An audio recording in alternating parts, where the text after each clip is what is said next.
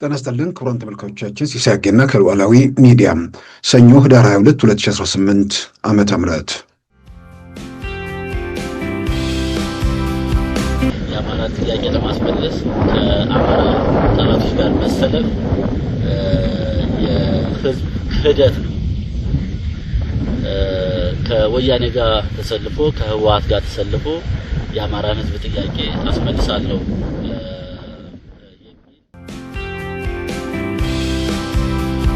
አማራ ክልል ላይ መንግስት የማይቆጣጠረው በአጃብ የሚንቀሳቀሱ ከመንግስት በላይ መንግስት የሆኑ እነ ዘመነ ካሴ የነበሩበት ዘመን ነበር።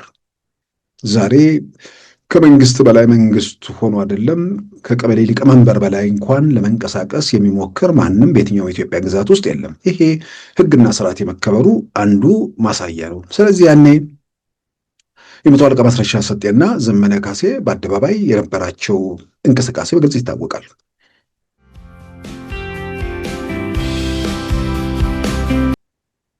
ደፋር እርምጃ ነው ብዬ ስናገር በእርግጥም ደፋር እርምጃ ነው።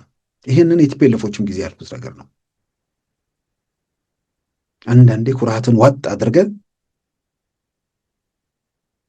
የህዝብ መከራና ጉስቁልና ከዚህ በላይ እንዳይቀጥል ብሎ የሆነ ቦታ ላይ በድፍረት ውሳኔ መወሰን ትልቅነት ነው።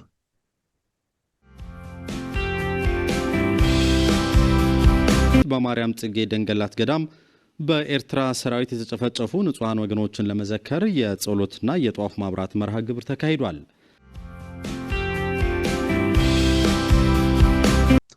በዛሬ ፕሮግራማችን በእነዚህና በሌሎች ወቅታዊ ጉዳዮች ላይ ትኩረት አድርገናል። አሁን ወደ ዕለቱ ዜና እናመራለን። ከኤርትራ መንግስት ጋር ትብብር ወይንም ጽምዶ የፈጠሩት የህወሓት መሪዎችና የጦር አዛዦች በኤርትራ በኩል የሚደረግላቸው ድጋፍ ከጠበቁት በታች በመሆኑ ደስተኞች አለመሆናቸውን ይልቁንም ቅሬታ እያደረባቸው መምጣቱ ተሰምቷል። ከዚሁ ጋር በተያያዘ ይሁን አይሁን በግልጽ ባልታወቀ መልኩ የኤርትራ መንግስትና ሰራዊት በትግራይ መገናኛ ብዙሃን በስም ጠርቶ መውቀስ ተጀምሯል። የህወሓት መሪዎችና የታጣቂዎቹ አዛዦች ከኤርትራ መንግስት ጋር በፈጠሩት ጽምዶ ወይንም ትብብር በቂ መሳሪያ ድጋፍ እንደሚደረግላቸው የጠበቁ ቢሆንም በኤርትራ በኩል እየተደረገ ያለው ድጋፍ በጥይትና በአሮጌ መሳሪያዎች ላይ የተወሰነ መሆኑም ተመልክቷል። የኤርትራ መንግስት በጥይትና በአሮጌ መሳሪያዎች ከሚያደርገው ድጋፍ ባሻገር የተበላሹ መሳሪያዎቻቸውንም እንጠግንላቸዋለን እንዳሏቸውም ተመልክቷል። በዚህም የኤርትራ መንግስት ምላሽ ቅሬታ እንዳደረባቸውም ታውቋል። ከኤርትራ መንግስት ጋር ትብብር መፍጠራቸውን ተከትሎ ቀደም ሲል በትግራይ ክልል መገናኛ ብዙሃን ስለ ኤርትራ መንግስትና ስለ ኤርትራ ሰራዊት ሲነገሩ የነበሩ አሉታዊ መልእክቶች መቆማቸውም ይታወሳል። ሌላው ቀርቶ በኤርትራ ሰራዊት በደል ደረሰብን በሚል የሚናገሩ ግለሰቦች በኢትዮጵያ ሰራዊት ተፈጸመብን በሚል እንዲያስተካክሉ ግፊት ሲደረግ መቆየቱም ተዘግቧል። ሰሞኑን ግን በኤርትራ መንግስትና በኤርትራ ሰራዊት ላይ የተቀመጡት ገደቦች ወይም ክልከላዎች ተፈጻሚ አልሆኑም። የትግራይ ክልል መገናኛ ብዙሃን የአክሱም ግድያን ጨምሮ የኤርትራ መንግስትና ሰራዊትን እየጠቀሱ ሰፊ ዘገባዎችን አሰራጭተዋል። በተለይም በትናንትናው ዕለት እሁድ ህዳር 21 2018 የተከበረውን የአክሱም ጽዮን ዓመታዊ ክብረ በዓል በማስመልከት በበዓሉ ስፍራ የክልሉ ባህልና ቱሪዝም ቢሮ ኃላፊ እንዲሁም የክልሉ መገናኛ ብዙሃን የኤርትራን መንግስትና ሰራዊት የሚወቅሱ መልእክቶችና ዘገባዎችን አሰራጭተዋል። የትግራይ ባህልና ቱሪዝም ቢሮ ኃላፊ ዶክተር አጽብሃ ገብረ እግዚአብሔር በበኩላቸው ከበዓሉ አከባበር ጎን ለጎን በአክሱም ከተማ ከ5 ዓመታት በፊት በኤርትራ መንግስት ሰራዊት ኢሰብአዊ ጭፍጨፋ የተፈጸመባቸው ንጹሃን ወገኖች የምናስብበትና የፕሪቶሪያው የሰላም ስምምነት በአግባቡ ባለመፈጸሙ የህዝቡ ችግር እየተባበሰ ባለበት ሁኔታ የምናከብረው በዓል መሆኑ ልዩ ያደርገዋል ሲሉም ገልጸዋል። እዚ ክብረ በዓል አለሻ መዋጽኦ ዘወደቀ ትግራይ በማርያም ጽጌ ደንገላት ገዳም በኤርትራ ሰራዊት የተጨፈጨፉ ንጹሃን ወገኖችን ለመዘከር የጸሎትና የጧፍ ማብራት መርሃ ግብር ተካሂዷል። ህዳር 21 2013 ዓ.ም የማርያም ደንገላት በዓልን ለማክበር የመጡ የእምነቱ ተከታዮችና ከ164 በላይ ሰላማውያን ንጹሃን ወገኖች በኤርትራ ሰራዊት ተገለዋል። በዛሬው ዕለትም 5ኛው ዓመት የያዘው የዘር ማጥፋት ጭፍጨፋ በወቅቱ የነበረውን ለመዘከር የአካባቢው ነዋሪዎች የጧፍ ማብራት፣ የጸሎትና ፍትሃት መርሃ ግብሮች በማካሄድ አስበውት ውለዋል። ጭፍጨፋውን ሲያስታውሱት የኤርትራ ሰራዊትን ጭካኔና ግፍ አሰቃቂ እንደነበርም ነው የሚገልጹት። በኤርትራ መንግስትና ሰራዊት ላይ ምንም እንዳይባል ተጥሎ የነበረው ገደብ የተነሳው የህወሓትና የታጣቂዎቹ አመራሮች በኤርትራ መንግስት ላይ ባሳደሩት ቅሬታ ይሁን በሌላ በግልጽ አልታወቀም። ይህ በእንዲህ እንዳለም በትግራይ የሚገኘው የነ ዶክተር ደብረጽዮን ቡድን በአመራር ውስጥ ከተፈጠረው ክፍል ባሻገር ለታጣቂዎቹ እናደርጋለን ያሉትን የደሞዝ ማስተካከያ ባለመፈጸማቸው እንዲሁም እንሰጣቸዋለን ያሉትንም መሬት ማቅረብ ባለመቻላቸው ታጣቂዎቹ ለዳግመኛ አመፅ መዘጋጀታቸው ተሰምቷል። ታጣቂዎቹ ተመልሰው ወደ አመፅ እንዳይወጡ የህወሓት አመራርና የታጣቂዎቹ አዛዦች እየተንቀሳቀሱ መሆናቸውም ተመልክቷል። በተያያዘ ዜና ባለፈው ሐሙስ በመቀሌ ከተማ የቦምብ ጥቃት መፈጸሙን የከተማ ፖሊስ ያረጋገጠ ሲሆን በሰውና በንብረት ላይ ግን ጉዳት አልደረሰም። የመቀሌ ከተማ የሰላምና ጸጥታ ቢሮ ኃላፊ አቶ ረዳይ ፍስሐ ለክልሉ መገናኛ ብዙሃን እንደገለጹት ሐሙስ ህዳር 17 2018 በመቀሌ ከተማ አዲ ሐቂ ክፍለ ከተማ ከምሽቱ 4 ሰዓት ከ25 ደቂቃ የተወረወረው ቦምብ በሰውና በንብረት ላይ ጉዳት ባይደርስም እርምጃው የሽብር ተግባር ነው ብለዋል። ይህ በእንዲህ እንዳለም የትግራይ ዓለም አቀፍ ምሁራን ማህበር ሰሞኑን ባወጣው መግለጫ የሌተና ጀነራል ታደሰ ወረደ አስተዳደር ክልሉን ለጦርነትና ለአደጋ ስጋት ያጋለጠ በመሆኑ አዲስ መንግስት እንዲቋቋም ሲል ጥሪ አቅርበዋል። በአቶ ጌታቸው ረዳ አስተዳደር ጊዜ ተሻሽሎ የነበረው የሚዲያ ነጻነትን ጨምሮ የታዩ በጎ ጅምሮች እየተበላሹ መገኘታቸውን በመዘርዘር የጀነራል ታደሰ አስተዳደር ስልጣኑን እንዲለቅ ጠይቋል።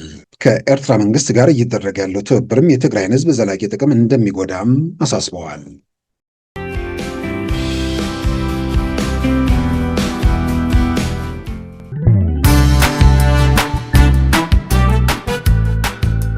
ሉዓላዊ ሚዲያን ይደግፉ። ስራዎቻችንን ለብዙ እንድናደርስ ሰብስክራይብ፣ ሼር፣ ላይክ በማድረግ ሉዓላዊ ሚዲያን ያጠናክሩ። እውነትን እንዘግባለን፣ ኢትዮጵያዊነትን እናቀነቅናለን። መድረኩ ግን ለሁሉም አመለካከት ክፍት መሆኑን እናረጋግጣለን። ሉዓላዊ ሚዲያ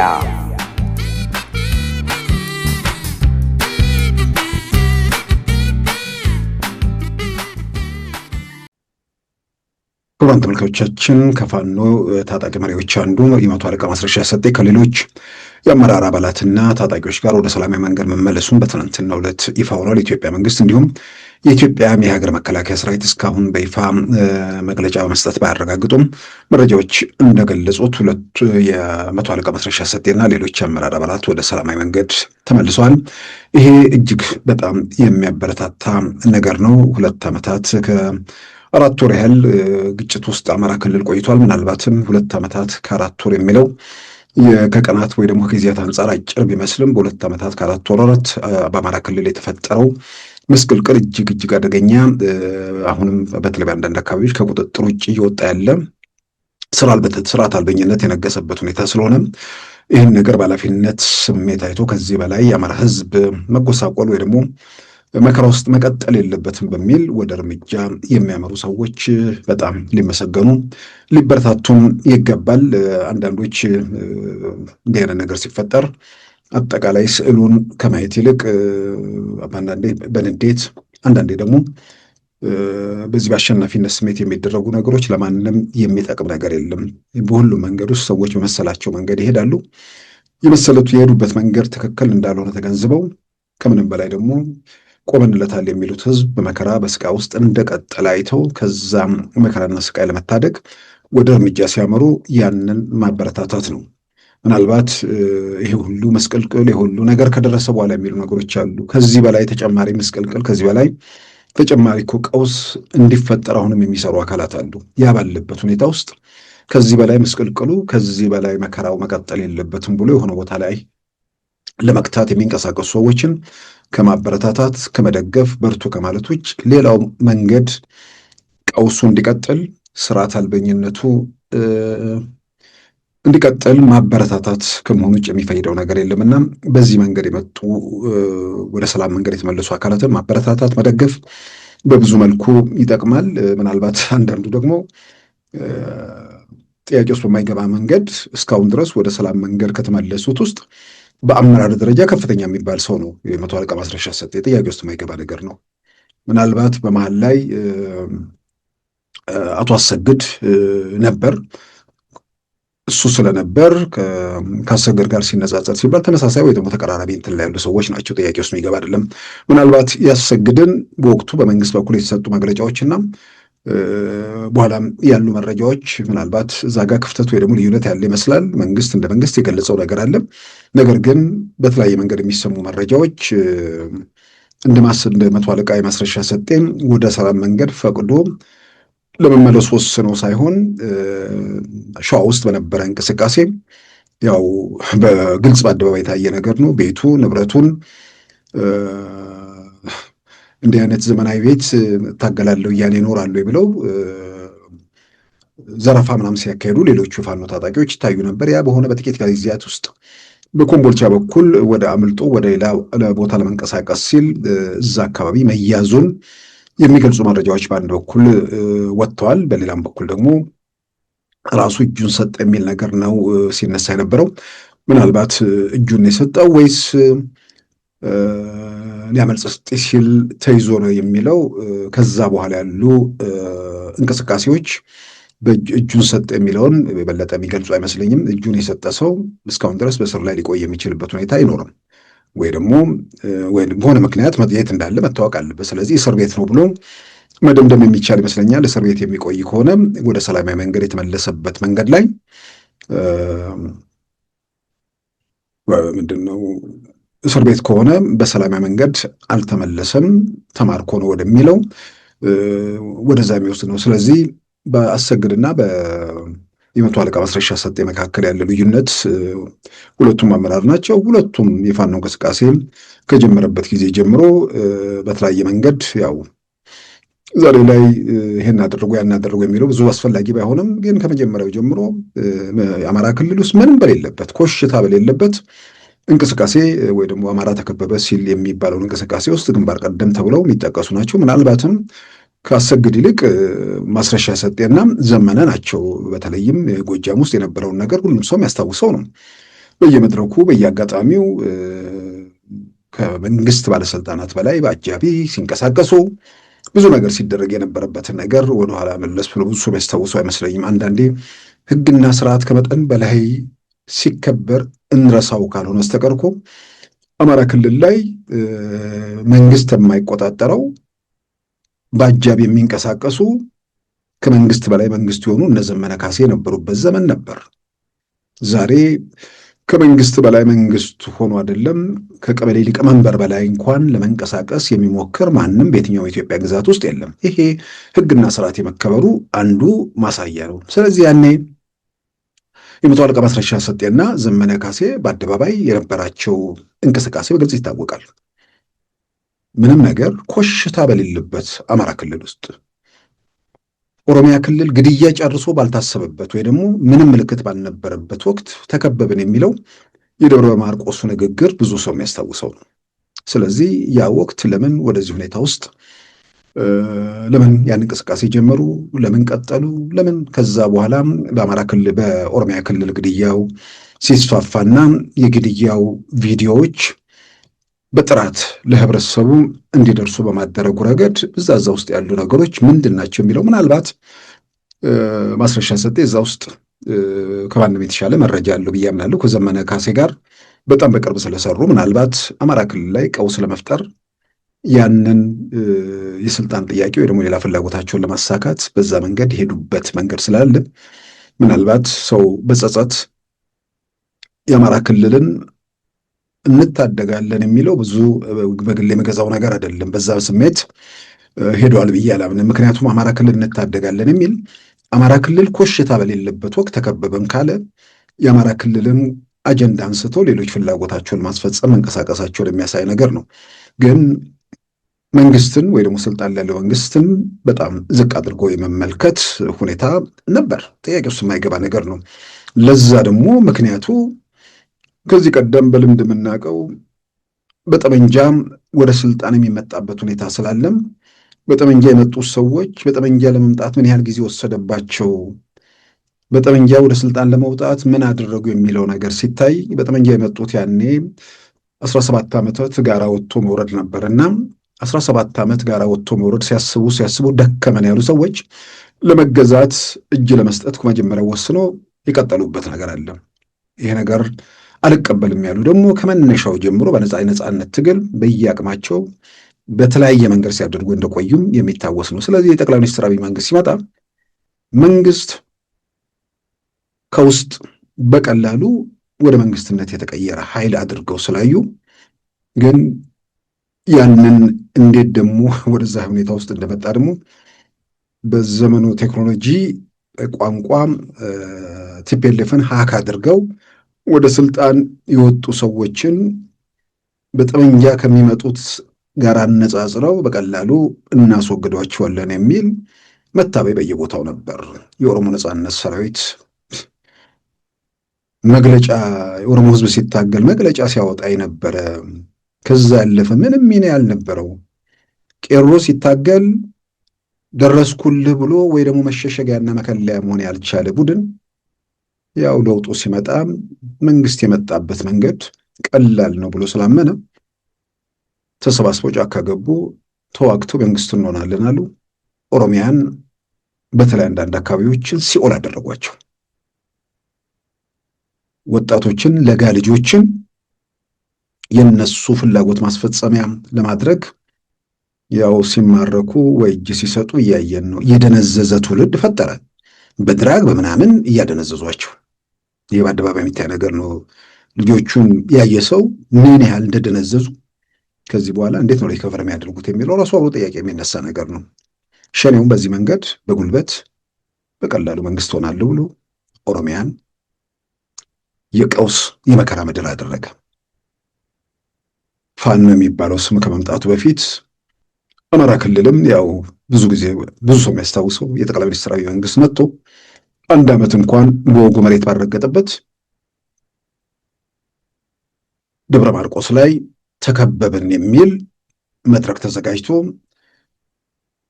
ተከበናል፣ ለጦርነት ወይ ደግሞ ራስን ለመከላከል እንዘጋጅ የሚሉ ጥሪዎች የተደረጉበት መድረክም ነበር። ከዛ በኋላ አማራ ክልል የተፈጠረው ቀውስ የነ ዶክተር አምባቸው ግድያ፣ ከዛ በኋላ የቀጠሉ ሁኔታዎች ማን ለምን ዓላማ እንዴት እዛ ሂደት ውስጥ እንደተገባ በሂደት ውስጥ ያለፉ ሰዎች በዝርዝር የሚያውቁት ነገር ስለሆነ ለመንግስትም የተሰወረ አይመስለኝም። ከጊዜ ጋር ሁሉ ነገር የሚገለጥ የሚነበብ ይሆናል ማለት ነው። በዚህ ሂደት ውስጥ እንግዲህ ተዋናይ ከመጀመሪያው ጀምሮ የነበሩት እንግዲህ አንዱ የመቶ አለቃ ማስረሻ ሰጤ ነው።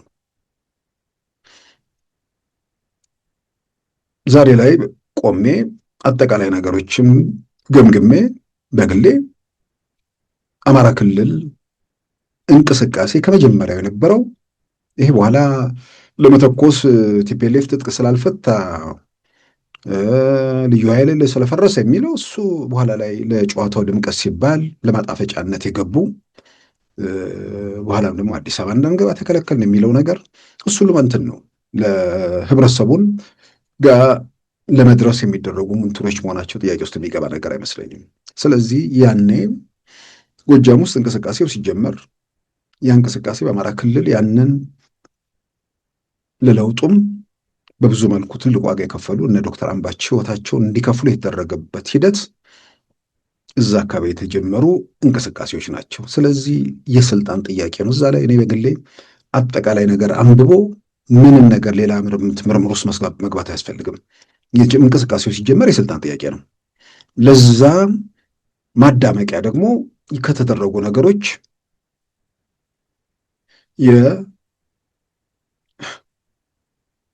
ማን ነው አስራት የሚባለው ቴሌቪዥንን የተቋቋመበት መንገድ በግልጽ ይታወቃል።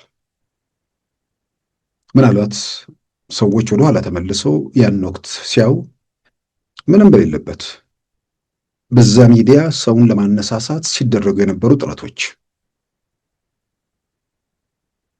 ለዚህ ለተያዘው ፕሮጀክት በቀላሉ መንግስት እንሆናለን እንደሚለው ዓላማ ማሳኪያ የሚደረጉ ጥረቶች ውጤት ነበር። ይሄንን ደግሞ ድጋፍ እንዲደረግ ከባለ ሀብቶች ጋር የተደረጉ እንቅስቃሴዎች ውስጥ በአደባባይ ነው ገንዘቡ የተሰባሰበው። ምንም ጥያቄ ውስጥ የማይገባ ነገር ነው። በዛን ወቅት በተለያየ መንገድ የምናውቃቸው ሰዎች እዛ ሂደት ውስጥ ያለፉ ማለትም ድጋፍ ምንም ያደረጉ በሆነ አጋጣሚ አንስቼዋለሁ። ድጋፍ ለማድረግ ሲሄዱ ያን የነበረው የኃይል አሰላለፍ ያስፈራቸው እንደነበር ይናገራሉ። ለዛ የሚሰጡት ምክንያት የነጅዋር እንቅስቃሴ አስፈሪ ነበር ይላሉ። ልክ ነው። ግን የነጅዋር እንቅስቃሴ አስፈሪ በነበረበት ወቅት እነጅዋር የሚያስጨንቁት ስልጣን ላይ ያለውን የጠቅላይ ሚኒስትር አብይን መንግስት እንደመሆኑ ሁሉ ያ እንቅስቃሴ ጸረ እነጅዋር ከመሆን ይልቅ ጸረ የጠቅላይ ሚኒስትር አብይ መንግስት ነበረ በዋናነት። እነጅዋር ማጣፈጫ ናቸው። እነጅዋር የማይነኩት፣ እነጅዋር ምንም የማይደረጉት መንግስት የእነሱን ሀሳብ ስለሚገዛና ዓላማቸው አንድ ስለሆነ ነው የሚለውን ነገር በማድረግ ከነጅዋር ይልቅ መንግስት ላይ ትኩረት ይደረግ ነበር። እነጅዋር ስልጣን ላይ ያለው የጠቅላይ ሚኒስትር አብይ መንግስት ላይ ጥያቄ መንግስትነቱን ህልውና ጥያቄ ውስጥ ለማግባት በከፍተኛ ደረጃ በሚንቀሳቀሱበት ሰዓት እነሱም በሌላ መንገድ ሚዲያ አደራጅተው በኋላም ደግሞ ዓመት ባልሞላ ጊዜ ውስጥ ጠቅላይ ሚኒስትሩ መጥተው ደብረ ማርቆስ ላይ ተሰባስበው ተከበብን የሚለውን የንዘጋጅ፣ የንደራጅ፣ የንታጠቅ ጥሪ ሲደረግ በደንብ የምናስታውሰው ሁኔታ ነው። የዛን ጊዜ እንግዲህ ባለሀብቶች ምናምን አካባቢ ለምን ድጋፍ ካደረጉት ሰዎች የነጅዋር ሁኔታ ያስፈራናል በሚል ድጋፍ ለማድረግ በዛ ሂደት ውስጥ ያለፉ ሰዎች በሆነ አጋጣሚ አንስቼዋለሁ። ምናልባትም በዛ ሂደት ውስጥ አስተዋጽኦ ካደረጉት ሰዎች እዛ መድረክ ላይ የሚነገረው ነገር አናዷቸው በኋላ ላይ በተለይ የተወሰኑ ሰዎችን አግኝተው የተሰማቸውን ስሜት ነግረውናል። ለምን ተከበብን ወይ ደግሞ ምንድነው የነጅዋር ብሔርተኝነት እንቅስቃሴ በሌላም በኩል ቲፒኤልኤፍ እነሱ ያሳስበናል፣ የአማራ ህዝብ ምንም ምንድነው ተከላካይ ምናምን የለውም በሚል በተሰራ በተደራጀ መድረክ ወይ ደግሞ በተዘጋጀ ሚዲያ ለማቋቋም በተባለ መድረክ ላይ በመድረኩ ላይ የነበሩ ቅስቀሳዎችና እንቅስቃሴዎች ጃዋር አይደሉም፣ ቲፒኤልኤፍ አይደሉም፣ ብሔርተኝነት አይደለም። እዛ መድረክ ላይ ፕሮፓጋንዳው በዋናነት ጸረ ኢሳት ነበር በወቅቱ። ይህንን ነገር እዛ ሆኖ የተከታተሉ ሰው በዛ በቀውስ በመከራ ሰዓት በኢሳት በኩል በሚዲያ ረገድ የነበረው ሚና የሚገነዘቡ ሰው እዛ ቦታ ላይ ለመደገፍ ሄደው ጸረ ኢሳት ሆነው መድረኩ ላይ መድረኩን ሲያደምጡ የጥፋተኝነት ስሜት ተሰምቷቸው አሁን ኢሳት ውስጥ ያሉ ሌሎችም በደንብ የሚያውቁት ታሪክ ነው። ፍሬንድሺፕ ሆቴል መጥተው የነበረውን ሁኔታ በጸጸት መልክ የገለጹልንን ሰው ብዙዎች ያስታውሷቸዋል። ግን የሆነ እንትን ምክንያታቸው የተወሰነ ትክክል ነው። ያኔ ብሔርተኝነቱ የአቅጣጫውን ሲል የሆነ ማህበረሰብ ደግሞ በዋናነት እንደ ጠላት በየትኛውም ብሔርተኛ የሚፈረጀው ኃይል እዛ ጋር እንዴ ብቻውን ሊቀር ነው ወይ ሊከበብ ነው ወይ የሚል ስሜት፣ በዛ ስሜት መንቀሳቀሳቸው ምንም ጥፋት የሌለበት ነገር ነው። ግን ሀሳቡን ያመጡትና አደባባዩ ላይ ዓላማውን የሚያራምዱ ሰዎች ግን ከዛ ይልቅ መንግስት ላይ ያለው አካል በቀላሉ ከሂደቱ ልናስወጣው እንችላለን በሚል የሚደረግ እንቅስቃሴ ነው። ከምንም በላይ ደግሞ እዛ መድረክ ላይ ጸረ ኢሳት የነበረው ነገር ከኢሳት ከምናምን ጋር የሚያያዝ አይደለም። አማራ ኢትዮጵያ እያለ ነው እየተጎዳ ያለው። ስለዚህ ይሄ ኢትዮጵያዊነት የሚል መንፈስና ዓላማን ከህብረተሰቡ ስለማውጣት በኢትዮጵያነት ስሜት የሚንቀሳቀስ ተጽዕኖ ፈጣሪ የሆነ በወቅቱ ሚዲያ ላይ እሱን ማሳጣቱም እንደ ግብ ተይዞ ሲኬድበት የነበረ ነገር ነው። ከመጀመሪያው ጀምሮ ሰፊ ዝግጅት ነው የነበረው። በኋላ ላይ በየተናጠል በየምናምን የሚያደርጉት ነገር እንደጠበቀ ሆኖ ሁሉም በየራሱ ሞክረው ተፍጨርጭሯል። ብዙ ነገሮች ሲያደርጉ ነበር። ይሄ ሁሉ እንዳልኩት ሸኔውም በቀላሉ መንግስት ይሄዳል፣ ፋኖም ያኔ ፋኖ አልነበሩም፣ እነሱም በቀላሉ መንግስት ይሄዳል የሚል እምነት ይዘው ሲያደርጉት የነበረ ነገር ነው። ግን መንግስት እንዳሰቡት እንዳቀዱት ወዲያው የሚሄድ ሆኖ ባለመገኘቱ አማራ ክልል ላይም የግልበጣው ሙከራው ምናምን እንዳሰቡት በቀላሉ ነገሮችን ለመቆጣጠር ያላቸው እድል እየጠበበ መገኘቱ፣ በዚህ መሃል ደግሞ የቲፒኤልኤፍ ጦርነት ተነሳ። የቲፒኤልኤፍ ጦርነት ከተነሳ በኋላ አሁን አንዳንዱ መዘንጋት ነገር ካልሆነ እኮ አንዳንዶቹ ያኔውንም ጦርነት ውስጥ እኮ ህብረተሰቡ የአማራ ክልል እንዳይሳተፍ እኮ ሲጎትቱ የነበሩ አካላት ነበሩ። በሌላ በኩል ደግሞ ያለማንም ጥያቄ ይሄን ጦርነት እንመክታለን ብለው ሲንቀሳቀሱ የነበሩ ደግሞ ዛሬ ፋኖ ውስጥ ያሉ ሰዎች ሁሉ አሉ። ያኔ ግን በጣም ሲጎትቱ የነበሩ፣ በኋላ ላይ ደግሞ ቲፒኤልኤፍ ተመቶ ሲወጣ መኪና ምናምን ይዘው ግልጽ ዘረፋ ውስጥ የተሰማሩ ሰዎች እንዳሉም በግልጽ ሲገለጽ የነበረ በአደባባይ የሚታወቅ ነገር ነው። በተለይ ደሴ አካባቢ ምን እንዳደረጉ ብዙዎች የሚያነሱት ነገር ስላለ ማለት ነው። እና በዚህ መልክ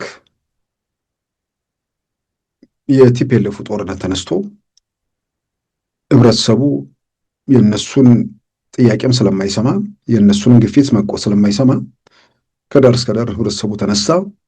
በየትኛውም ኢትዮጵያ አካባቢ ህብረተሰቡ ተንቀሳቀሰ። ያ የሰቆቃ የመከራ የፍዳ የዘረኝነት ዘመን ተመልሶ እንዳይጫን የሚፈልገው ኢትዮጵያዊ ከዳር እስከ ዳር ተንቀሳቅሶ የቲፒኤልኤፍን እንቅስቃሴ አመከነው።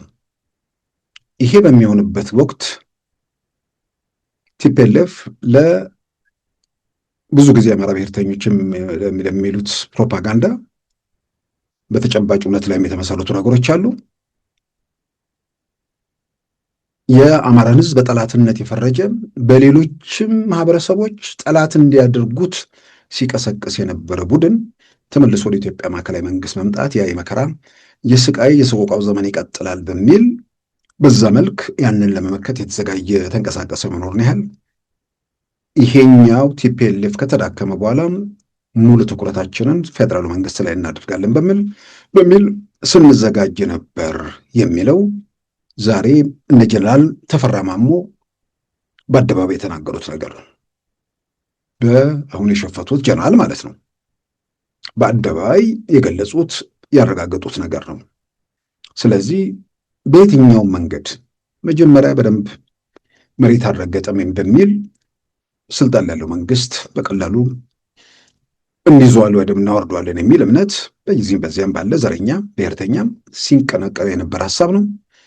በኋላ የቲፒኤልኤፍ ጦርነት ከተካሄደ በኋላ በቃ ዋናውን ቲፒኤልኤፍ ተዳክሟል፣ ስለዚህ ሙሉ ትኩረታችንን ወደ ፌዴራል መንግስት ብናደርግ ደግሞ ይሄን እናሳካለን ብለው ሲደራጁ ሲዘጋጁ የነበሩ ሰዎች በኋላ ልዩ ኃይል መፍታት የፕሪቶሪያ ስምምነት እንደ ምክንያት ተደረደረና ወደ ውጊያ ለመግባት ሄዱ።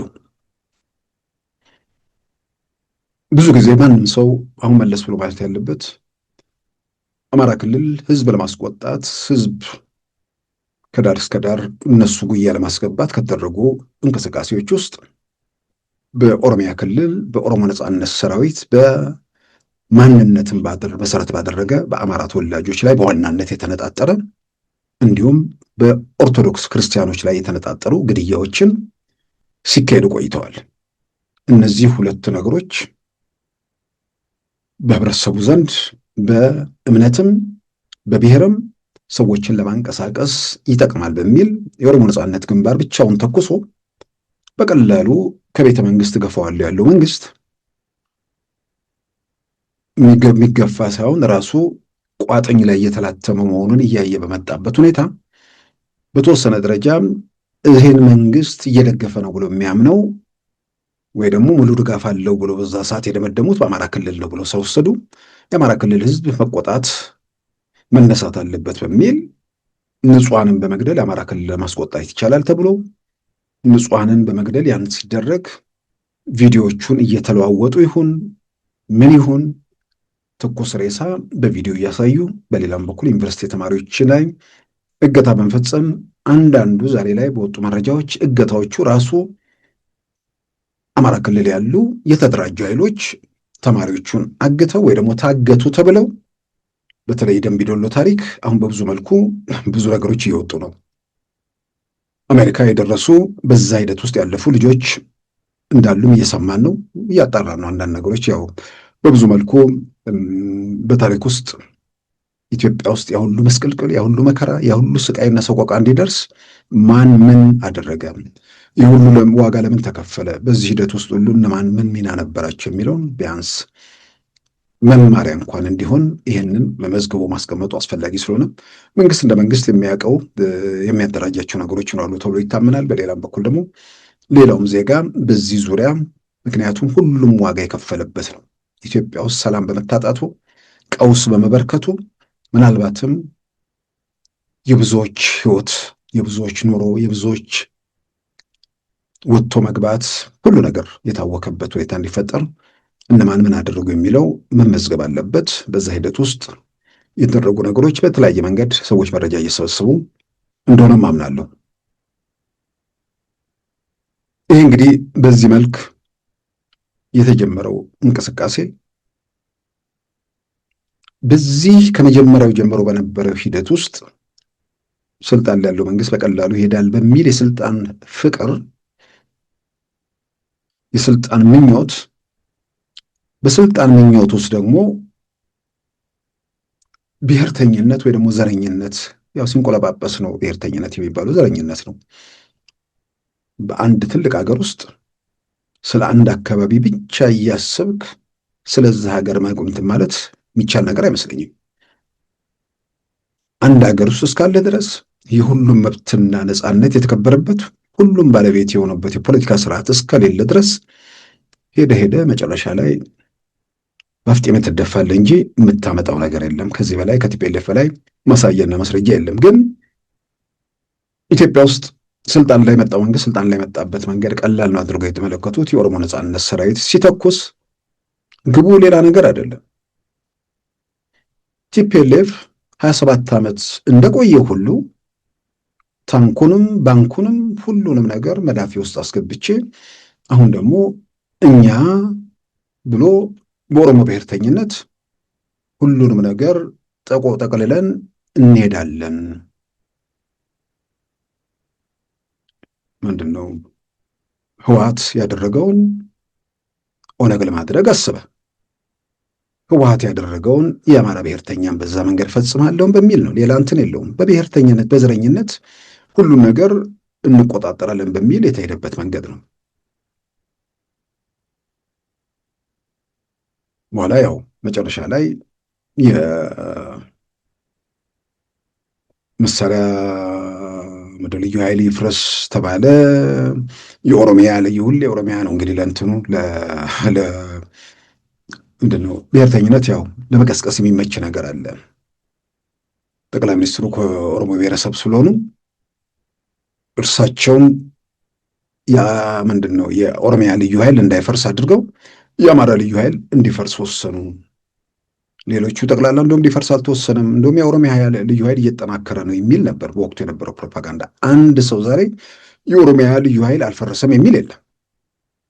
ያኔ ኦሮሚያ ልዩ ኃይል ሊፈርስ ነው አልፈረሰም የሚለውን ቅስቀሳ ሰምቶ ከእነዚህ ሰዎች ጋር የተሰለፈ መለስ ብሎ እንደ የኦሮሚያ ልዩ ኃይል ከፈረሰ በኋላ ለምንድን ነው ያንን ያልኛል ብሎ እንኳን የሚጠይቅ የለም። የሚጠይቅ የለም ስል ሁሉም አይጠይቅም ማለት አለ። የጠየቁ የመረመሩ እኮ ከሂደቱ ከባቡሩ ላይ በጥርፊያ ወርደው ራሳቸውን ከእውነታው ጋር ያስማሙ፣ በሂደትም ደግሞ ቀስ እያሉ ብዙ ነገር የተገለጠላቸው እንዳሉ ይታወቃል። ህዝባዊ ወያኔ ሓርነት ትግራይ የፕሪቶሪያው ስምምነት ሲፈረም መሳሪያውን አልፈታም። ህወሓት መሳሪያ አልፈታም ማለት የአማራ ህዝብ ደህንነት አይሰማውም ማለት ነው የሚል ነው ሌላው ቅስቀሳው። አሁን በጤነኛ አእምሮ ለሚመለከት ሰው ህወሓት መሳሪያ ስላልፈታ የደህንነት ስጋት ስላለብኝ ነው የሚል እንቅስቃሴ ዛሬ የህወሓት አገልጋይ አሁን ጥምረት ምናምን የሚባል ነገር ያስቀኛል። ምንድን ነው ህወሓት ከሻዕቢያ ተጣመረ፣ እሱም ፌዝ ነው። ህወሓት ከሻዕቢያ እንግዲህ እንዴት ይጣመራል? ጥምረት የሚባለው ተቀራራቢና ወይ ደግሞ እኩል ሚዛን ያላቸው ሰዎች የሚጣመሩት ነገር ነው። የጌታና የሎሌ ትስስር ነው። በቲፒኤልኤፍ አቅም ከሻዕቢያ ጋር ሊጣመር የሚችልበት ነገር የለም። የሻዕቢያ አገልጋይ ነው ሊሆን የሚችለው። በፋኖ አቅም ከህወሓት ጋር ሊተባበር አይችልም፣ ወይ ደግሞ ሊጣመር አይችልም። የህወሓት አገልጋይ ነው የሚሆነው። ህወሓት የአማራ ህዝብ ጠላት ነው፣ ከነ መሳሪያው እንዲቆም የተደረገው አማራ እንዲያደርግ ነው ሲሉ የነበሩ ሰዎች አሁን የህወሓት አገልጋይ ሆኖ በግልጽ በአደባባይ እነ ከሌ ከሌ የሚባሉ መቀሌ ላይ የሚታዩበት ሁኔታ ተፈጠረ። ስለዚህ ጥያቄው የአማራ ህዝብ ስጋት፣ የአማራ ህዝብ ህልውና የምናምን የሚባለው ትርፍ እንደሆነ የበለጠ የሚያረጋግጡ ነገሮች ናቸው። የአማራን ህዝብ ኦሮሚያ ምድር ላይ ሲኦል ያደረገው የኦሮሞ ነጻነት ሰራዊት ስልጣን ላይ ያለው የኢትዮጵያ መንግስት ይህን ቡድን የማያጠፋው በሀሳቡ ስለሚስማማ እንደውም አብረው በጥምረት ነው የሚል መግለጫ የአማራ ብሔርተኛ ሲሰጥ ይህንን የማይጠየቁ ሰዎች በወቅቱ መኖራቸው ሁሌ ይገርመኛል። የኦሮሞ ነጻነት ሰራዊት የሚባል ሸኔና የኢትዮጵያን መንግስት እንዴት አንድ ሊሆኑ እንደሚችሉ ከምንም በላይ የኢትዮጵያን መንግስት አዲሱን መንግስት የዛሬ 7 ዓመት የመጣውን መንግስት ህልውናውን ስልጣኑን ጥያቄ ውስጥ ያስገባና ፈተና ውስጥ የከተተው ከኦሮሞ ነጻነት ሰራዊት በላይ አለ እንዴ? ከመጀመሪያው ቀን ጀምሮ ህወሓቶች እኮ በኋላ ነው፣ ያው እነሱ ውስጥ ለውስጥ ነው እንደተባለው ሰው በማፈናቀል በማጋደል የሐዋሳ አይነት እልቂት በመፍጠር እሱን አድርገዋል። ግን በተደራጀ መንገድ በኦህዴድም በምናምን በማድረግ ስልጣን ላይ ያለው መንግስት እንትን ለማለት የተንቀሳቀሰው የኦሮሞ ነጻነት ሰራዊት የሚባለው ሸኔ ነው። የኃይል ንጹሐንን ሲገድል ጥያቄ ውስጥ የማይገባ ያ መንግስት እኮ ወቅቱ በየትኛውም በኢትዮጵያ ታሪክ ውስጥ ማንም የሚናገረው እኮ ነው። የትኛውም በኢትዮጵያ ታሪክ ውስጥ ያሉ መንግስታት የሌለውን ተቀባይነት ያገኘ መንግስት ነው። በዛ ደረጃ ከዳር እስከ ዳር ተቀባይነት ያገኘ መንግስት ንጹሐን ሲገደሉ፣ ሰላማዊ ሰዎች ህይወታቸውን ሲያጡ ህግና ስርዓት አላስከበረም፣ ለህብረተሰቡ ደህንነት አልተንቀሳቀሰም የሚል እኮ ቁጣ፣ ተቃውሞ ያ ደግሞ ወደ በኋላ ሌላ ነገር እንደሚከተል ምንም ግልጽ ነው። የትኛውም ተቀባይነት ያለው መንግስት በየትኛውም አካባቢ ኮሽ እንዳይል ነው የሚፈልገው። በየትኛውም አካባቢ ተሰሚነቱን ተጽዕኖ ፈጣሪነቱን እየጨመረ መሄድ ነው የሚፈልገው። ይሄን እንኳን ለማገናዘብ አይፈልግም ሰው። ለምንድን ነው አያስቆመው? ለምንድን ነው ሀዘን የማይገለጸው? እነዚህ ናቸው አጀንዳዎቹ። ሀዘን አለመግለጹን ብዙ ጊዜ የሚያነሱ ሰዎች አሉ። የዘር ፖለቲካ እጅግ አደገኛል። ምናልባት ጠቅላይ ሚኒስትሩ ያን በወቅቱ ለምን አላደረጉም? የማያደርጉበት ምክንያት ግን ዝም ብለን አጠቃላይ የምናነባቸው ነገሮች አሉ። ከዚህ ቀደም ቪዲዮዎችን እዚሁ መድረክ ላይ አውጥቼ እንትን ብያለሁ። በሰው ሞት እንኳን የሚቀናና ብሔርተኛ እኮ ያለባት ሀገር ነች። እኛ ጋር ለቅሶ ደርሷል፣ እኛ ጋር እነሱ ጋር ለቅሶ አልደረሱም አይነት ነገር እኮ ነው። በአደባባይ እኮ የተገለጸ ነገር ነው። ሀዘን አልተገለጸም ብለው የአማራ ብሔርተኛ እና በዛ ካምፕ ጩኸቱ የበረከተውን ያህል ኦሮሞ እኮ ሲሞት ሰውየው ምንም መግለጫ አይሰጥም የሚል እኮ በአደባባይ ቪዲዮ አሳይተናል እዚህ መድረክ ላይ እኮ። ስለዚህ ሀዘን መግለጽም ፖለቲካ በሆነባት ሀገር ውስጥ ሀዘኑ ከመግለጽ በላይ ሀዘኑ እንዳይቀሰቀስ ለማድረግ እንደ መንግስት መስራት ያለበትን የበለጠ እዛ ላይ ትኩረት ማድረጉ ለመንግስት ትልቁ ግዴታውም ይመስለኛል። ግን የመጨረሻ በዚህ ምድር ላይ ትንሹ ነገር ሀዘን መግለጫ መጻፍ በጣም የመጨረሻው ትንሹ ነገር ነው። ግን ያ ትንሽ ነገር የሚያስከትለው የፖለቲካ ሁኔታ ደግሞ ሰው እንዳልኩት በሞት የሚቀናና ብሔርተኛ ባለበት ሀገር ውስጥ እነዚህ አይነት ሁኔታዎች የፈጠሯቸው ነገሮች ሊሆኑ ይችላሉ ብዬ ዝም ብዬ ጥርጣሬ ያለኝ በግሌ ነው። ምክንያቱም የመጨረሻ ተራ ነገር ነው። ሀዘንን መግለጽ የመጨረሻው ቀላሉ ነገር ነው። ያንን ቀላሉን ነገር ለምን አያደርግም ብዬ መጮህ አይደለም የሚት ለምን ማድረግ አቃተው የሚለው ነው ሰው አእምሮስ መምጣት ያለበት። እጅግ በጣም ቀላል ነገር የፈለገ ሞቱን የሚፈልግ ጨካኝ ሰውም ቢሆን ያንን በማድረግ የሰዎችን ልብ ማራራት እንደሚቻል ይታወቃል። ያንን የሰዎች ልብ እንዳይራራ የሚፈልግ ስለሆነ ነው።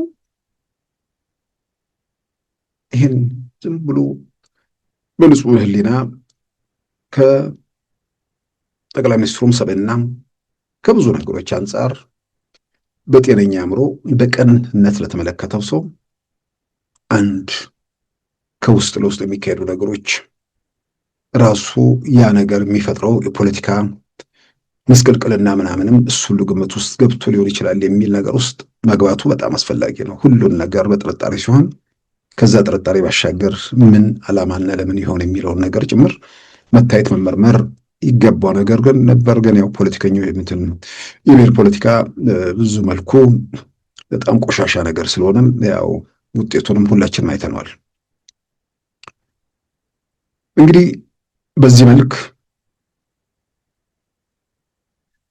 እንትን ሲል የነበር ኃይል ይሄኛው ሸኔ ሲገድል ሲጨፈጭፍ ስልጣን ሌላ መንግስት ከለላ ይሰጠዋል ወይ ደግሞ ንጹሐንን አልታደገም ሲል የነበር ኃይል ለመተኮስ እንደ ምክንያት እንደ መንደርደሪያ ሲጠቀምበት ከነበረው ዋናነት አንዱ የኦሮሞ ነጻነት ሰራዊት አማራዎች ላይ የሚፈጽመው ጭፍጨፋ ነበር።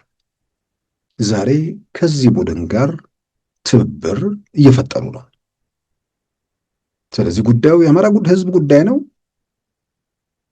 እዚህ ጋር ማንም ጤነኛ ሰው ቆሞ ነገሮችን የሚያይበት የሚመረምርበት እድል አለ ማለት ነው። ለዚህ እንግዲህ በዋናነት መነሻ ሆነ የመቶ አለቃ ማስረሻ ሰጤ ጉዳይ ነው። የመቶ አለቃ ማስረሻ ሰጤ ከመጀመሪያው እንቅስቃሴ ውስጥ የነበረበት ሰው ነው። ግን ያ እንቅስቃሴ በቀላሉ መንግስት እንደማይኮን ጊዜ ወስዶ መንግስትም እንደማይኮን ከምንም በላይ ደግሞ እንታደገዋለን ከመከራ እንፈተዋለን የሚባለው የአማራ ህዝብ ምድሩ ላይ ሲኦል እንዳደረገበት እንቅስቃሴው አይተው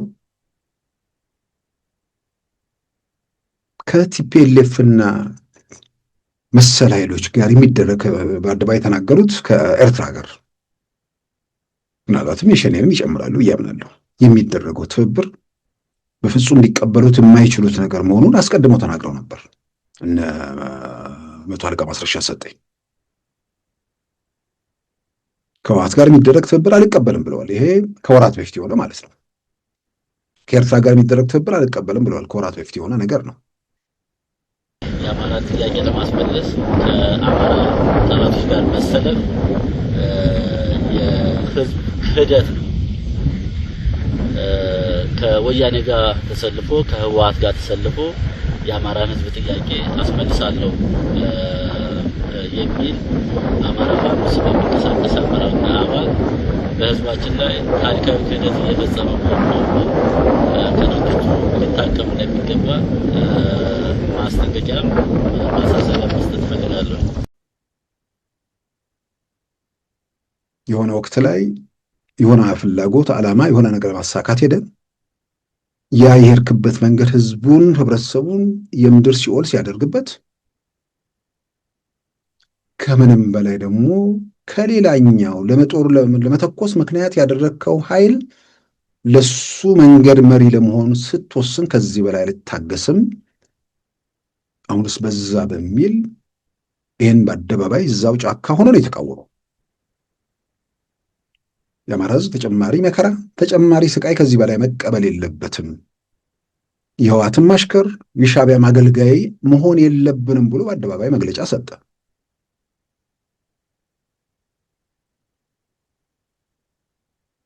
ዝም ብሎ ማንም ጤነኛ ሰው ከህወሓት ጋር ፋኖ ተባብሮ መንግስት ሊሆኑ አይችሉም። ጥያቄ ውስጥ የሚገባ ነገር አይደለም። የኤርትራ መንግስት መንገድ መሪዎች ነው የሚሆኑት። የኤርትራ መንግስት አይደለም ግብፅም ተጨምሮ ኢትዮጵያ ውስጥ ያለውን ነገር ደግሞ ሊለውጡት እንደማይችሉ የሚያጠራጥር ነገር አይመስለኝም። በሆነ ተአምር ግን የሆነ ነገር ቢፈጠር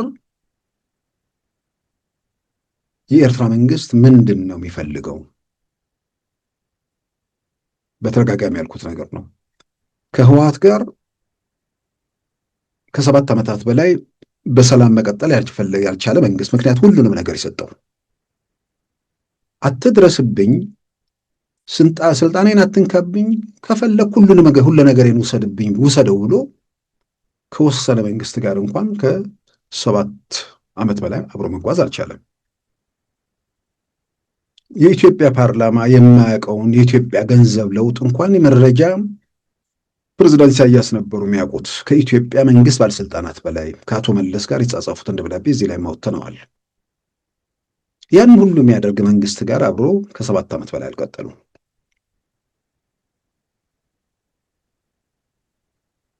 ጦርነትም ሰላም የሌለበት ዝግ ሁኔታ፣ ከምንም በላይ ደግሞ አልሻባብን እና ሌሎች የታጠቁ ኃይሎችን ይደግፋል በሚል የኤርትራ መንግስት ላይ እንደ አውሮፓውያን አቆጣጠር ከ2009 ጀምሮ የተጫነ የጦር መሳሪያ፣ የጉዞ፣ የሀብት እገዳ፣ እንዲህ አይነት ማዕቀብ የደቀቀችን ሀገር ያ ማዕቀብ እንዲነሳ ያደረገ መንግስት የጠቅላይ ሚኒስትር አብይ መንግስት፣ በዛም የተነሳ ሰላምን አውርዶ አብሮ መቀጠል የቻለ መንግስት የፕሪቶሪያ ስምምነት ሲፈረም ደግሞ ከሱ ጋር አብሮ መቀጠል ካልቻለ ከዚህ በኋላ የኤርትራ መንግስት ከየትኛውም ኃይል ቡድን ጋር ኢትዮጵያ ምድር ላይ አይቀጥልም ብቻ ሳይሆን ከዚህ በኋላ ተመሳሳይ ከኢትዮጵያ ውስጥ የባህር የምናምን ጥያቄ እንዳይነሳብኝ ዋስትናዬ ኢትዮጵያ እንደ ሀገር መቀጠል የለባትም። ስለዚህ ትንንሽ መንግስታት፣ እንጎቻ መንግስታት በኢትዮጵያ ምድር መፈጠር አለባቸው። ይሄንን በሆነ ተአምር አዲስ አበባ ሲደረስ አይደለም የሚታወቀው።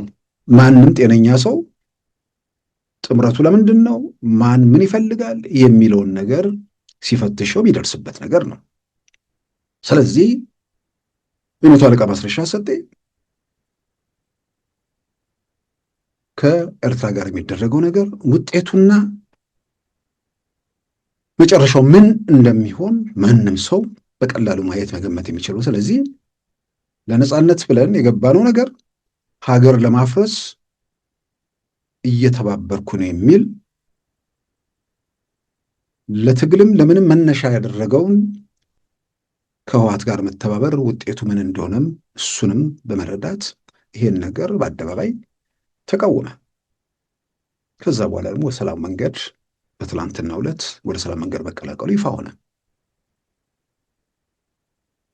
ያኔ ትግሉን እንደዚህ አስጀምረ፣ በዚህ በኩል ወጥተ፣ በዚህ ወርደ፣ ሰው ሞቶ ምን ብሎ እና ነገም ሰው ይሞት፣ ነገም ቀውሱ ይቀጥል፣ ሰዎች ሞተዋል፣ ሀብት ንብረት ወድሟል፣ ብዙ መከራ ብዙ ጉስቁልና ተፈጥሯል። በዛ ሂደት ውስጥ ማን ሚና ነበረው? ይሄ ሁሉ በህግ አይን በሽግግር ፍትህ ምናምን ምላሽ የሚያገኝ ነገር ነው፣ በየትኛውም ወገን ያለው ማለት ነው።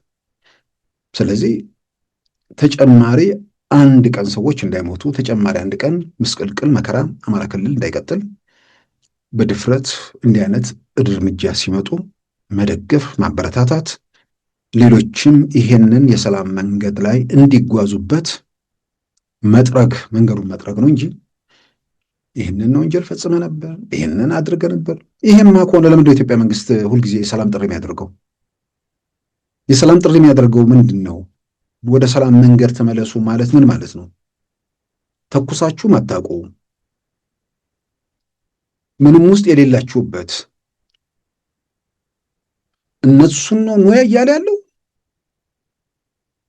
በመተኮስ ሀገር ምድሩን ያንቀጠቀጡ ያወደሙ ቲፒኤልኤፍ ሰዎች ጋር ቁጭ ብሎ ተነጋግሯል አይደል እንዴ? ፋኖ አማራ ክልል ያለው እንቅስቃሴ ቲፒኤልኤፍ ካደረሰው ጉዳት በላይ በሰው እልቂትም በሀብት ንብረት ውድመትም አድርሷል እንዴ? ግን ተጨማሪ ሞት፣ ተጨማሪ መስቀልቅል፣ ተጨማሪ መከራ እንዳይፈጠር የፕሪቶሪያ ስምምነት ብዙ ነገሮችን መልሷል። ሰዎች ራሳቸውን ለማየት ራሳቸውን ለመመርመር እድል ፈጥሯል። ለነርሱ የስልጣን ረሃብ፣ ለነሱ የስልጣን ጥም ሲሉ የትግራይን ህዝብ እሳት ውስጥ ማግደውታል። ቆጫቸው፣ ጸጸታቸው፣ ከዚህ መከራ መውጣት አለብን የሚሉ ሰዎች እያየን ነው። ዛሬም ሌሎች ለመማገድ የሚንቀሳቀሱ ባሉበት ሁኔታ ወደ እሳት አንሄድም፣ የትግራይ ህዝብ ወደ መማገድ የለበትም የሚሉ ሰዎች የተፈጠሩት በሰላም በንግግር በውይይት በተደረጉ ስምምነቶች ነው።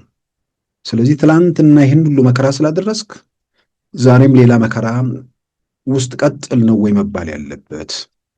የሰላም ስምምነት አደርጋለሁ ሲል ከቲፒኤልኤፍ ስልጣን ላይ ከመጣበት ጊዜ ጀምሮ ንጹሐንን ሲጨፈጭፍ ከነበረ የኦሮሞ ነጻነት ሰራዊት ጋር ዛንዚባር ላይ ቁጭ ብሎ የተነጋገረው የሆነ አንድ የማይታወቅ ተኩሶ የማያውቅ ሰው ጋር ሳይሆን ግድያውን ሲመራ ከነበረው ጃልመሮ ከሚባለው ድሪባ ኩምሳ ጋር ነው። ስለዚህ የሰላም ጥሪ መንግስት እያቀረበ ባለበት ሁኔታ ውስጥ የሰላምን መንገድ ተከትለው የሚመጡ ደፋር እርምጃ የሚወስዱ ሰዎችን ማበረታታትና መደገፍ፣ ሌሎችም ያን መንገድ እንዲከተሉ ጥሪ ማድረግ ነው እንጂ በተሸናፊነት ስሜት በሆነ ምናምን ምክንያት እየተባለ የሚገለጹ ነገሮች በፍጹም ኃላፊነት የጎደላቸው ነገሮች ናቸው። አንደኛው እውነታውን የሚገልጽ ነገር አይደለም። ደፋር እርምጃ ነው ብዬ ስናገር በእርግጥም ደፋር እርምጃ ነው። ይህንን የቲፒኤልኤፎችም ጊዜ ያልኩት ነገር ነው። አንዳንዴ ኩራትን ዋጥ አድርገን የህዝብ መከራና ጉስቁልና ከዚህ በላይ እንዳይቀጥል ብሎ የሆነ ቦታ ላይ በድፍረት ውሳኔ መወሰን ትልቅነት ነው። ያኔ ይህን ስላደረግ ቀላል እኮ ነገር ቀላል በጣም ቀላሉ ነገር እዚህ ሀገር እኮ ለምን እንደሚቃወም የማያውቅ ሰው ምንድነው የምትቃወመው ምን ሲባል ይህን ማስረዳት የማይችል ሰው አብሮ ቤተ ዘመድ ጉባኤ ልበለው ወይ ደግሞ ሆነ ክርስትና ብለው ምናምን እዛ አካባቢ ላይ ተመሳሳይ ድምፅ ለማሰማት ብቻ ስለሚጠቅመው ያንን የሚያደርግ እኮ ሰው አለ። ምን እየተካሄደ እንደሆነ እንኳን የማይገባው ማለት ነው። እውነቱ ምን እንደሆነ እያወቀ እውነቱን መናገር የማይፈልግ አለ። የማህበራዊ ህይወቴ እንዳይናጋ በሚል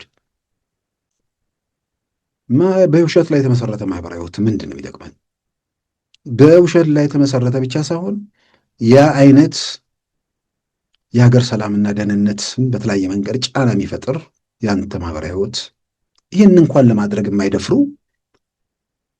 ብዙዎች ባሉበት የስንቱ አይን እሱ ላይ በፈጠጠበት ሁኔታ ውስጥ ወደዚህ አይነት የድፍረት እርምጃ የሚወስዱ ሰዎችን ማበረታታት፣ መደገፍ፣ ሌሎችም ወደዚህ መንገድ ውስጥ እንዲገቡ ጥሪ ማቅረብ በጣም በጣም ተገቢና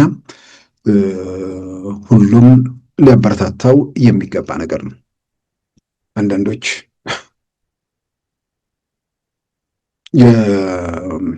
የማነው መቶ አለቃ ማስረሻን ምንድነው ትግል ውስጥ ያለውን ሚና ወይ ጥያቄ ለማስገባት ምናምንም በዛ መልክም በተለይ በፋኖ ደጋፊዎች አሁን የሚያዩ ነገር ምን መግቢያ ላይ ያልኩት ነገር ነው። ከመጀመሪያ ጀምሮ ፋኖ የሚባል እንቅስቃሴ ባህር ዳር ጎዳናዎች ላይ ምናምን በየእንትኑ እኮ ማስረሻና ዘመነ ናቸው። ምን ሌላ አለ እንዴ?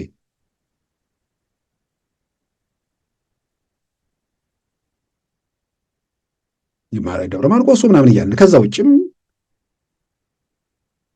ይሄ ሰው እኮ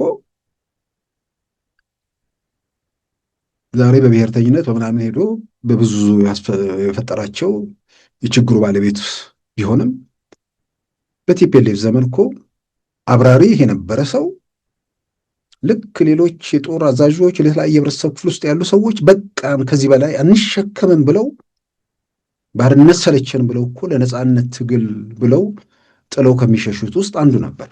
ድንበር ላይ ምናምን ተይዞ እስር ቤት የማቀቀ ሰው ነው። በዛ ረገድ ዋጋ ከፍሏል እና ፋኖስ ነበር፣ ትግሉስ ነበር፣ አመራር ነው።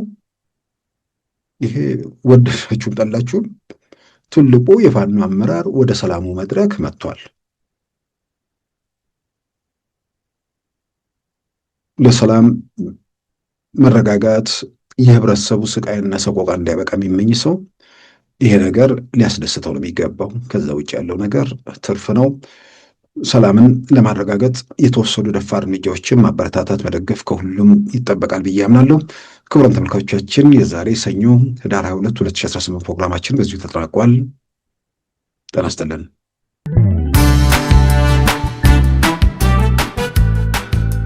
ሉዓላዊ ሚዲያን ይደግፉ። ስራዎቻችንን ለብዙ እንድናደርስ ሰብስክራይብ፣ ሼር፣ ላይክ በማድረግ ሉዓላዊ ሚዲያን ያጠናክሩ። እውነትን እንዘግባለን፣ ኢትዮጵያዊነትን እናቀነቅናለን። መድረኩ ግን ለሁሉም አመለካከት ክፍት መሆኑን እናረጋግጣለን። ሉዓላዊ ሚዲያ